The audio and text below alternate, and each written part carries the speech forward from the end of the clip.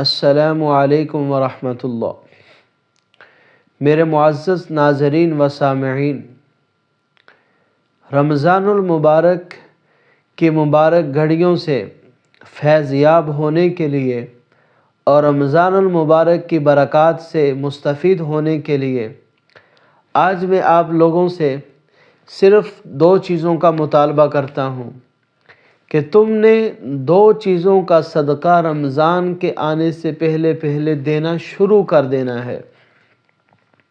اور آپ کو معلوم ہے، سبھی مسلمان اس بات کو جانتے ہیں کہ صدقات کے ذریعے انسان برے حادثات سے، پریشانیوں سے، غموں سے، ٹینشنوں سے نجات پاتا ہے۔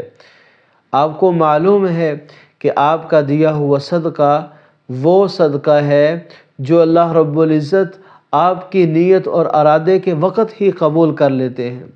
آپ کو معلوم ہے کہ آپ کا صدقہ جب آپ ادا کرتے ہیں تو یہ صدقہ آپ کے لیے ڈھال بن جاتا ہے، غموں کے لیے، پریشانیوں کے لیے، مشکلات کے لیے، حادثات کے لیے، ہر طرح کی پریشانیوں کے لیے ڈھال بن جاتا ہے، اور آپ کا صدقہ ہر طرح کی خیروں کے لیے چابی بن جاتا ہے۔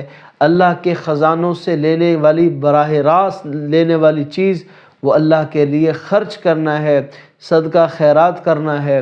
تو آپ پریشان مت ہوئیں کہ یہ وظیفہ بتانے والے شعبان سے پہلے کون سے صدقے کا مطالبہ کر رہے ہیں۔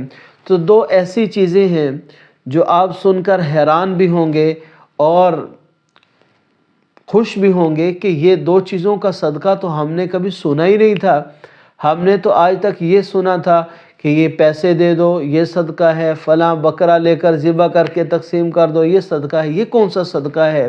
تو میں آپ کو بتاتا ہوں کہ وہ کون سا صدقہ ہے جو آپ نے شعبان سے پہلے شروع کرنا ہے، اور پھر آپ نے اس کے کرشمے دیکھنے ہیں، اس کی برکات دیکھنی ہے کہ کون کون سی کیا کیا برکات اللہ رب العزت آپ کو دکھاتا ہے۔ صدقہ کون سا ہے اس پر میں آپ کو پہلے ایک حدیث سناتا ہوں۔ اللہ کے نبی صلی اللہ علیہ وسلم نے ارشاد فرمایا کہ ہر مسلمان کے لیے ضروری ہے کہ وہ اپنے جسم کے 360 جوڑوں کا صدقہ کرے۔ ہر انسان کے جسم میں 360 جوڑ ہیں اور ہر جوڑ کا صدقہ بنتا ہے۔ اب میرے ہاتھ کی انگلیاں مڑ رہی ہیں، سیدھی ہو رہی ہیں، ان کا صدقہ بنتا ہے۔ میری گردن کے جوڑ ہیں، میرے باڈی کے سینے کے جوڑ ہیں، ہڈیوں کے جوڑ ہیں، پورے جسم کے اندر 360 جوڑ ہیں، اور فرمایا کہ ہر جوڑ کا صدقہ بنتا ہے۔ اب جیسے آپ پریشان ہو رہے ہیں، ایسے ہی صحابہ کرام رضوان اللہ علیہم اجمعین نے سوال کیا، یا رسول اللہ صلی اللہ علیہ وسلم، ہم میں سے کون اتنی طاقت رکھتا ہے کہ ہم ہر جوڑ کا صدقہ دے سکیں؟ تو اللہ کے نبی صلی اللہ علیہ وسلم نے فرمایا کہ چاشت کے 4 رکعات نفل پڑھ لینا یا 2 رکعات نفل پڑھ لینا، یہ تمہارے جسم کے ایک جوڑ کا صدقہ ادا کرنے کے لیے کافی ہے۔ یعنی چاشت کی نماز کی 4 رکعات، چاشت کی نماز کسے کہتے ہیں؟ جو سورج طلوع ہونے کے بعد 15-20 منٹ کے بعد اس کا ابتدائی وقت شروع ہو جاتا ہے اور انتہائی وقت زوال سے کچھ پہلے تک رہتا ہے، اسے چاشت کی نماز کہتے ہیں، صبح کی نماز کے بعد سے لے کر۔ تو یہ نماز ویسے بھی ذکر رزق کے لیے بہت بڑی مجرب نماز ہے۔ جتنوں کو بھی کہا ہے کہ بھئی آپ چاشت کی نماز، اشراق کی نماز، اس کے اشراق اور چاشت دونوں الفاظ ملتے ہیں حدیث میں، اشراق چاشت الگ الگ بھی کہتے ہیں لیکن دونوں الفاظ اس کے لیے بھی ملتے ہیں۔ آپ اشراق اور چاشت دونوں نمازوں کی نیت کر کے 2 کر کے 4 رکعت پڑھ لیں، 8 پڑھ لیں، 12 پڑھ لیں، جتنی اللہ توفیق دے پڑھ لیں۔ تو اللہ کے نبی صلی اللہ علیہ وسلم نے فرمایا کہ اگر کسی نے یہ چاشت کی نماز پڑھ لی، گویا اس نے اپنے ایک جوڑ کے صدقہ کر دیا۔ اچھا، دوسرا صدقہ جو میں آپ کو بتا رہا ہوں، فرمایا کہ تمہارا اپنے مسلمان بھائی کے سامنے مسکراتے چہرے کے ساتھ چلے جانا، یہ ایک مستقل صدقہ ہے۔ کبھی نہیں آپ نے سنا ہوگا سننے والے بہت تھوڑے ہیں، لیکن یہ آپ صلی اللہ علیہ وسلم کی حدیث ہے کہ ہر مسلمان سے خندہ پیشانی سے، مسکراتے چہرے سے ملنا یہ بہترین صدقہ ہے۔ تو بہترین صدقہ مسلمان سے مسکرا کر ملنے والا یہ صدقہ ہے۔ تو یہ شعبان سے پہلے پہلے دونوں صدقہ دینے کا آپ اہتمام کر لیں۔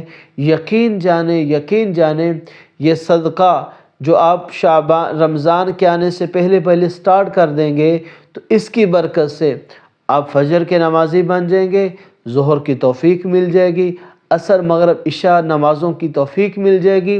اس جوڑوں کا صدقہ ادا کرنے سے آپ کا جسم کہ جب ایک ایک جوڑ آپ نے اس کا صدقہ ادا کر دیا تو اب ان جوڑوں کے بیچ میں جو گوشت پوشت ہے، اس جسم کا نظام ہے، سب کا سب سیدھا ہو جائے گا، اللہ رب العزت کا فرما بردار ہو جائے گا، نافرمانی سے باز آ جائے گا۔ جب یہ جسم پاک ہو گیا صدقہ دے کر تو یہ آزاد ہو گیا، اب اس جسم پر اللہ رب العزت کی رحمتیں برسیں گی، اب اس جسم سے نکلنے والے اعمال قبول کر لیے جائیں گے۔